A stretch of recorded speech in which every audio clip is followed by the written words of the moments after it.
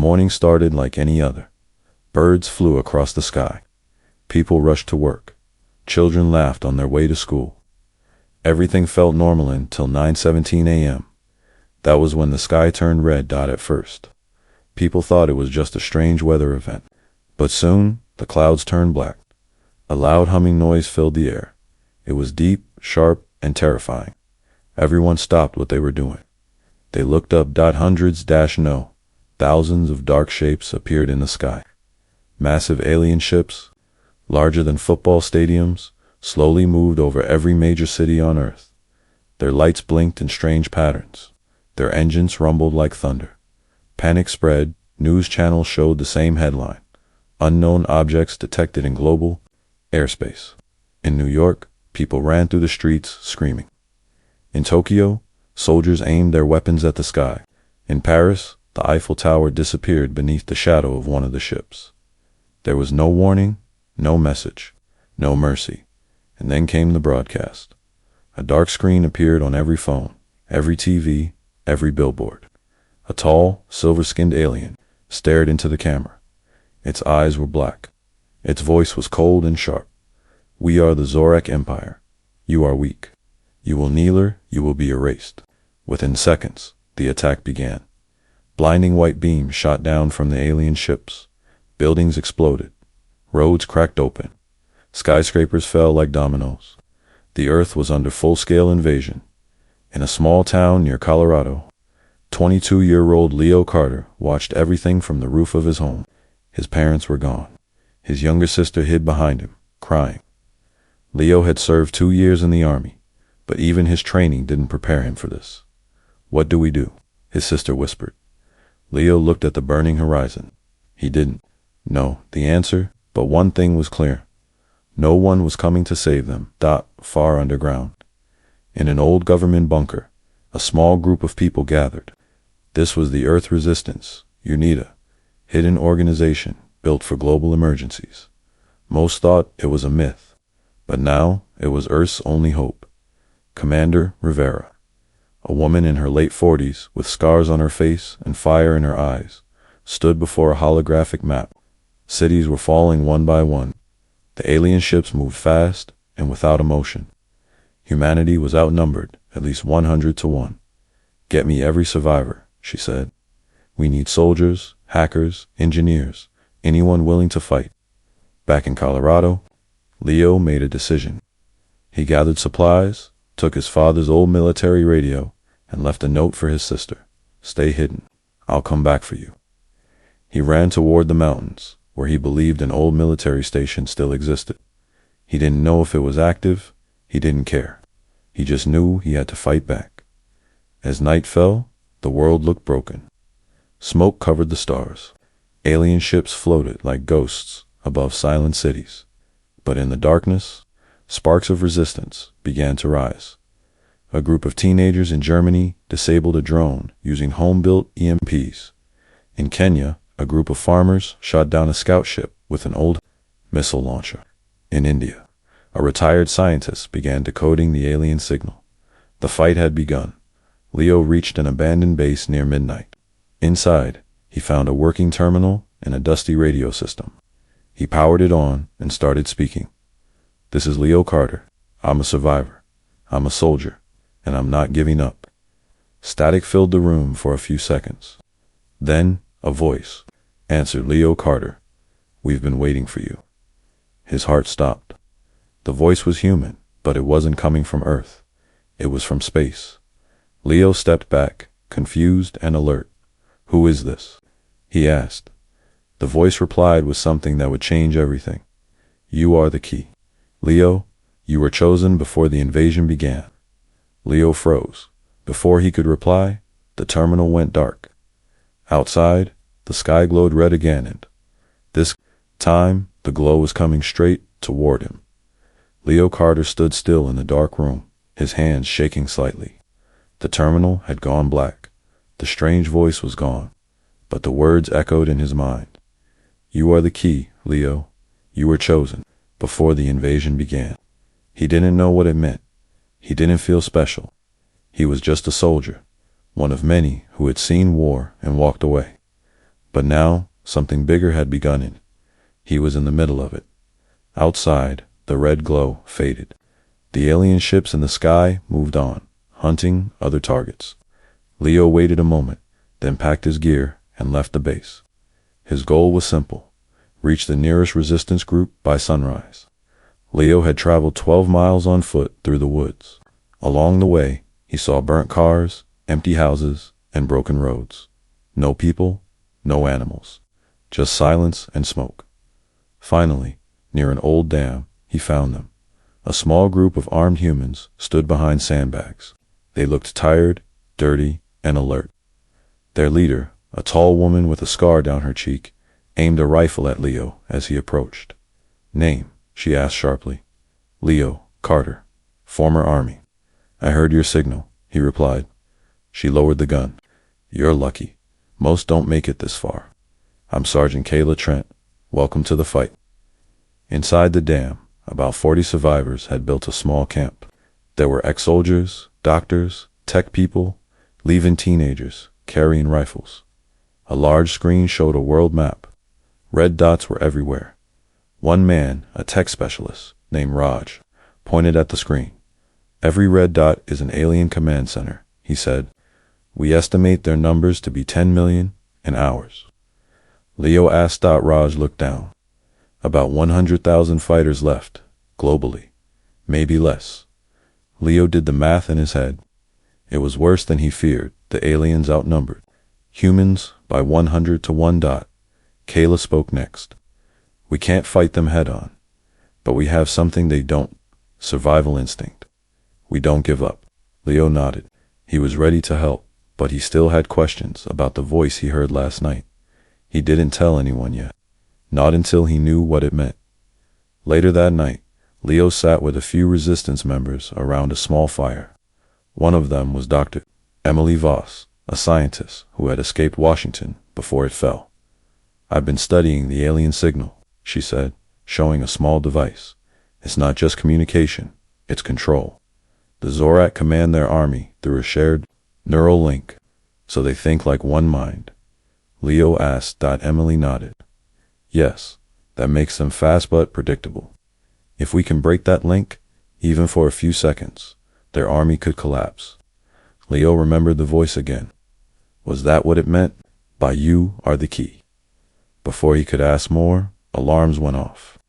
The camp went dark. Lights turned red. Scout ship approaching. Someone shouted. Everyone grabbed their weapons. Outside, a small Zorak drone flew low over the dam. It scanned the area, red beams sweeping the ground. Kayla gave the order. "Don't fire. Stay low, let it pass." But a nervous young recruit panicked and fired a shot. The drone exploded, but not before sending a signal. Within minutes, the sound of engines filled the air. A Zorak transport ship flew in fast, landing nearby. Doors opened. Tall alien soldiers stepped out armed and ready. The battle began.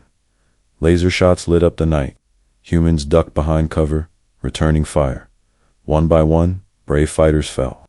But so did some aliens. Kayla led the front line, shouting orders. Emily worked to shut down the control signal. And Leo, he ran toward the enemy. He fought with focus, moving fast, never stopping.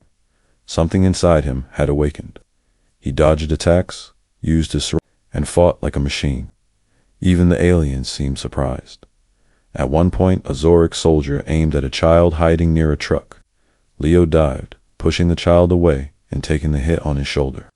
He screamed, but didn't stop. He grabbed the alien's weapon and used it against them. After 20 intense minutes, the remaining aliens retreated. The resistance had won, but just barely. Kayla rushed to Leo. "You okay?" Leo held his bleeding shoulder. "I'm alive." Emily arrived with a strange look on her face. "Leo, when you touched that alien weapon, something happened. It sent out a code. I traced it. The signal matched the same energy as the alien neural network." "What does that mean?" he asked. She looked serious. "It means you're connected. To them somehow. You might be human, but something inside you is not." Leo's heart pounded. Leo Carter sat on a metal table in the corner of the resistance bunker. His shoulder was bandaged, his body tired, but his mind was wide awake. Dr. Emily Voss stood in front of him, holding a strange device. It glowed softly with a pale blue light. "This is alien tech," she said. "We found it after the last fight. It connected to you the moment you touched the alien weapon." Leo looked at the device. "So, what is it?" Emily took a deep breath. "It's a memory core. We think the Zork store thoughts, emotions, and plans inside things like this. When you touched the weapon, the core activated. Why me? I don't know," she said. "But you're the only human it responds to." The room grew quiet. Emily placed the memory core on the table and connected it to a screen. For a moment, nothing happened. Then static filled the room. Images flickered to life, blurry, fast, and strange. An alien stood in a dark hall. He looked different from the others. His armor was cracked. His eyes were tired. But he wasn't fighting. He was running. Behind him, other Zork soldiers chased him like he was a traitor. The image froze. "That's not a warrior," Leo said slowly. "That's a rebel." Emily nodded. "His name is Varix. I decoded some of the language. He was part of the Zork, but..." He turned against them. The screen shifted again. Varix stood in front of a hidden lab. He touched the panel, revealing a secret base buried deep inside Earth's crust. Alien symbols flashed across the wall. Emily paused the video. "These symbols match a place here on Earth, northeast of this location." Leo's eyes widened. "Are you saying there's an alien base under our feet?" "Yes, a hidden one. And if Varix went there, maybe he left something behind. Maybe a way to stop them." Commander Kaler entered the room. She had overheard the last part. "Then we find it," she said. "We move at first light." By sunrise, a small team prepared for the journey. Leo, Emily, Kayla, and 2 scouts moved through broken roads and forests. The air was still, but everyone was alert. Alien drones could appear any time. After 6 hours of hiking, they reached a rocky hill with strange cracks. Emily scanned the area. "It's here. The core says we're close." Kayla gave the order. "Everyone, search the rocks. Look for anything out of place." Leo ran his fingers across a large stone. It felt warm. Suddenly, the stone moved by itself, revealing a narrow tunnel. A soft green light came from inside. They stepped in, weapons ready. The tunnel led to a metal door. Emily placed the memory core near it. The door opened with a hiss, and the team entered a strange alien chamber filled with glass tanks, glowing symbols, and strange machines. "It's a research lab," Emily whispered. They moved slowly. One tank still had something inside. Alien, but weak and breathing slowly. Kayla raised her gun. "Hostile." Emily shook her head. "No, he's not a soldier. That's Varix." Leo stepped closer to the glass. The alien opened his eyes. For a moment, their eyes met. Varix reached toward the glass and spoke in a low voice. Leo didn't understand the words, but somehow he felt them. "You are the bridge between 2 worlds." Suddenly, the ground shook. Outside, engines roared. Emily gasped. "They found us." The team ran back toward the entrance, but explosions blocked the path. Alien soldiers dropped from the sky. Kayla shouted, "Hold the line." Blasters fired. The team fought back fiercely, but they were outnumbered. Leo turned to Emily. "We need to get the core out of here." Emily handed him a data chip. "This has everything Varix stored his memories, plans, weaknesses in their system. Get it back to base." Leo took the chip and looked around. The only way out was through a narrow shaft behind the tanks. He turned to Kayla, who was still firing at enemies. "I'll come back," he promised. She nodded. "Go." Leo crawled through the shaft as fire and smoke filled the lab. Behind him, he heard Kayla scream, then silence. He came out on a rocky ledge. His body was bruised, and he was alone. The alien ship flew away with smoke behind it. The lab was destroyed. Leo held the chip tightly in his hand. Back at base, Emily waited. When Leo finally returned, she ran to him. "Where's the rest of the team?" Leo looked down. "They didn't make it." Emily's face dropped. She placed a hand on his shoulder. "Then we finish what they started. Leo placed a chip on the table. This chip has the key to their network. Varix left us a chance to fight back. Emily nodded. Let's decode it. Let's hit them where it hurts. As the lights dimmed, the memory chip glowed in on the screen. New words appeared. The hive can be broken. The resistance base was quiet, but the tension in the air was heavy. The memory chip, glowing softly on the table, had revealed something powerful. The words were clear. The hive can be broken. Dr. Emily Voss worked day and night, decoding the alien data. Lines of strange symbols moved across her screen, maps, codes, and fragments of language slowly came together. Leo Carter stood behind her, watching with tired eyes. This is a weakness, isn't it? Leo asked. Emily nodded. Yes, the Zorik use a shared neural link like a hive mind. If we break the link, even for a short time, their soldiers will be confused, lost. Commander Kayla's name came up again. Leo looked away, his heart heavy. She had given her life so he could escape with the chip. He would not waste that sacrifice. Suddenly, Emily gasped. I found something else. A signal sent from Varix's lab to an unknown location, and it's still active. Leo leaned forward. You mean he's alive? Not just that, she said. He may be calling for help. Commander Trent gave the order. Prepare a recon team. We follow the signal.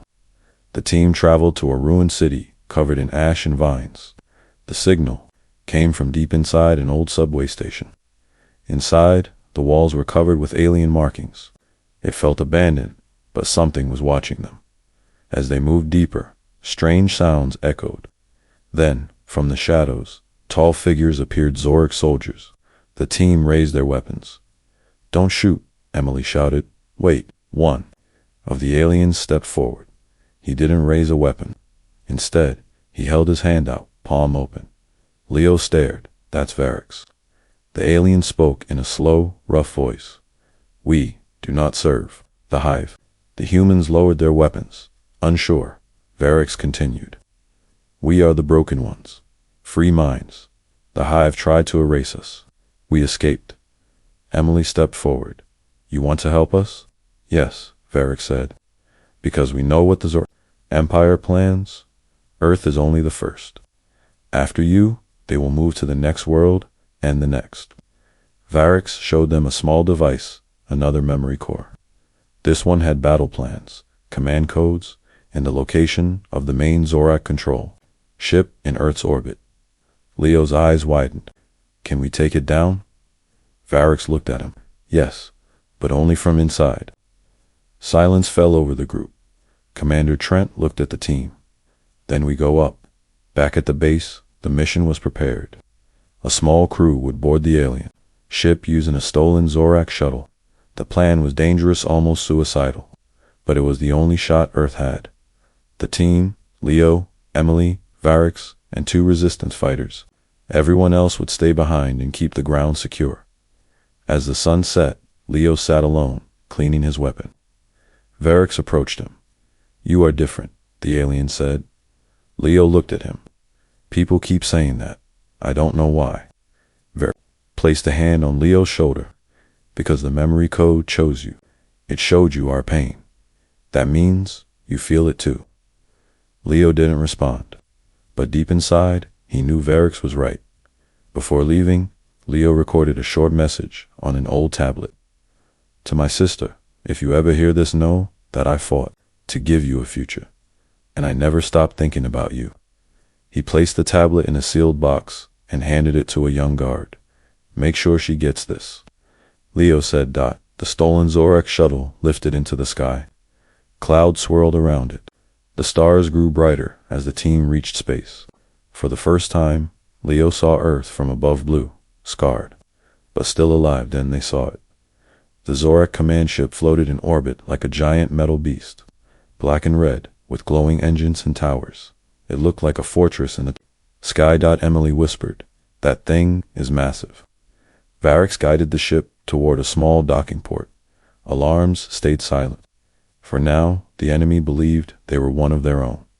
Once inside, the team moved quickly through dark corridors. The walls pulsed with energy. Alien soldiers walked nearby, unaware of the intruders. Emily activated a small device. We have 10 minutes to reach the core and plant the virus. Varix led them to a lift. As it rose, Leo suddenly froze. A whisper entered his mind. "Human, we see you." He looked at Emily. "They know." The lift opened. Dozens of alien guards stood ahead, eyes glowing red. Varix shouted, "Run." The team split up. Leo and Emily dashed toward the core chamber. Lasers fired behind them. Varix and the others stayed to fight. Inside the chamber, a tall pillar glowed with blue light. This was the heart of the hive mind. Emily pushed the virus device into the slot. 10 seconds. Suddenly, the door slammed shut. An alien warlord stepped forward, huge, armored, and ready to kill. Leo stood between it and Emily. "If we die," Leo said, "we're taking your mind with us." The virus uploaded. The pillar screamed at. Lights exploded. And then, everything went dark. Everything went dark. The lights went out. For a few seconds, there was nothing but silence. No alarms, no gunfire. Just the quiet sound of deep space and heavy breathing. Leo Carter opened his eyes slowly. His head hurt, his ears rang. The last thing he remembered was Emily shouting, the virus uploading, and then an explosion of light. Now, he lay on the cold floor of the Zorak command ship. "Emily." He called out, no answer. He pushed himself up, blinking in the dark. Sparks danced on the walls. Broken screens flashed and died. The blue pillar at the center of the hive core was cracked and leaking strange green light. Emily lay a few feet away, unconscious but breathing. Leo rushed to her side and shook her gently. "Wake up. We did it. You need to see this." She groaned and opened her eyes slowly. "Leo, are we dead?" He smiled weakly. "Not yet." They looked around. The hive core was damaged, but still alive. The virus had worked partially. They had managed to weaken the Zorak's neural link, but it wasn't enough to destroy it. Suddenly, a door opened behind them. 2 Zorak soldiers entered, but something was wrong. They didn't attack. The aliens looked around, confused. One dropped his weapon, the other stared at his hands like he had never seen them before. Emily whispered, "The virus? It's messing with their minds." Leo stepped forward. "They don't know what to do." He raised his gun, then lowered it. "We don't need to kill them. They're not in control anymore." Before they could leave, the main screen came. Alive. A large alien face peered cold, sharp, and cruel. It was the Zorak High Commander. "You think you've hurt us?" The voice thundered. "You've only made us angry." Leo stared at the screen. "We're inside your ship. You're losing control?" The commander smiled. "Not yet." Suddenly, gas hissed from the vents. The room filled with a green fog. Emily covered her mouth. "They're trying to flush us out." Leo grabbed her hand. "We need to move. Now." They ran out into the hallway. Alarms blared. The corridors twisted like a maze. Lights flickered. Doors slammed shut and opened again. The ship was alive but confused. In the distance, they heard fighting. Leo knew it had to be Varix and the others. "We have to help them," he said. They turned toward the noise, moving through the broken halls. Along the way, they passed more Zorak soldiers, some unconscious, others frozen, staring at the walls, lost in their own minds. The virus was still spreading. Finally, they reached the main hall.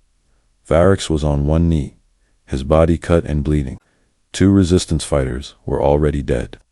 1 alien guard stood over Varix, ready to strike. Leo didn't hesitate. He fired once. The alien dropped. Varix looked up. "You survived." Emily ran to him. "We need to leave. The ship is failing." Varix shook his head. "Too late. They've locked the outer doors. The only way out is through the central command tower." Leo helped him up. "Then let's finish this." The team moved carefully through the tower. The deeper they went, the stranger things became. The walls changed shape. Sounds echoed strangely. It was like the ship itself was trying to fight back. Finally, they reached the control chamber. The High Commander stood waiting. He was massive, twice the size of a normal Zorak. His armor glowed with red energy. He held a long blade that hummed with deadly power. "You came far," he said, "but you will not leave." Leo stepped forward. "We're not here to escape. We're here to end this." The commander laughed. "One human cannot stop a galaxy." "I'm not just a human," Leo said. "I'm what happens when you push Earth too far." He charged. The fight was fast and brutal. The commander struck with power. Leo dodged, rolled, and hit back. Varix joined the fight, throwing energy bolts.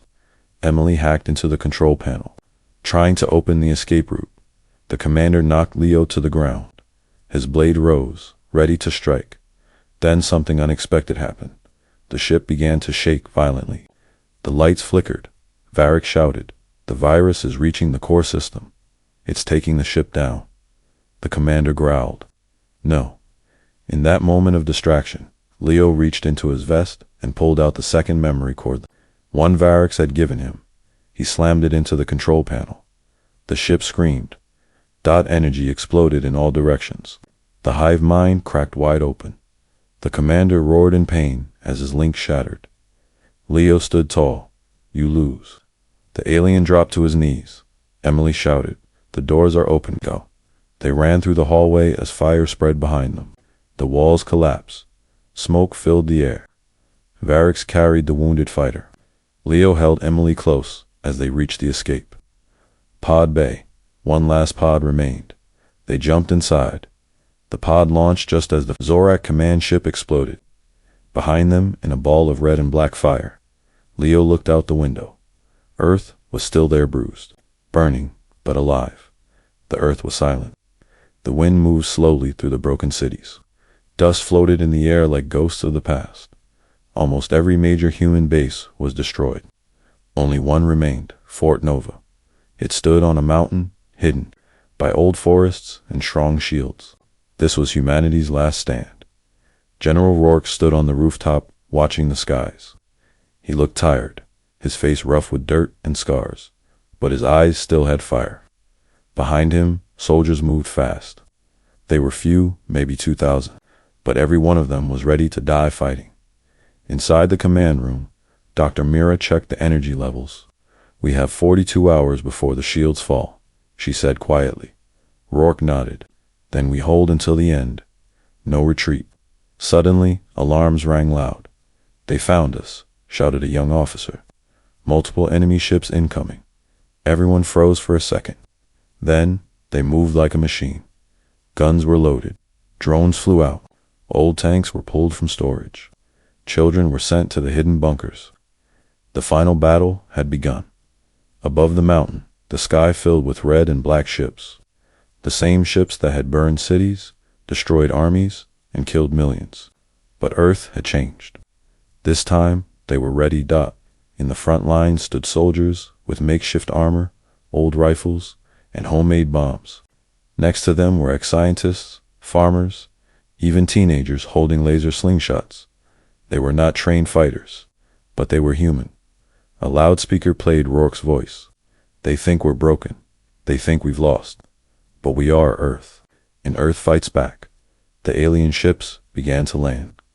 Troops in metal suits marched forward. They were larger, faster, and stronger, but something was different this time. The humans didn't run. They attacked. From the forests came fire arrows and mines. Explosives under the ground blew up the first wave. Snipers hit the alien commanders. Drones crashed into walkers. The battlefield became a mess of smoke, screams, and fire. Inside the control room, Dr. Mira connected the last memory core into the central system. The memory code from Part 3 was now part of Earth's defense AI. It guided weapons faster, predicted enemy moves, and gave hope to the fighters. Back on the field, Rourke led a team through the enemy lines. His goal, destroy the aliens' energy beacon that blocked Earth's orbit defense. With him was Zara, the alien defector from Part 4. Zara knew the layout. "This way," she shouted, blasting 2 soldiers with her plasma gun.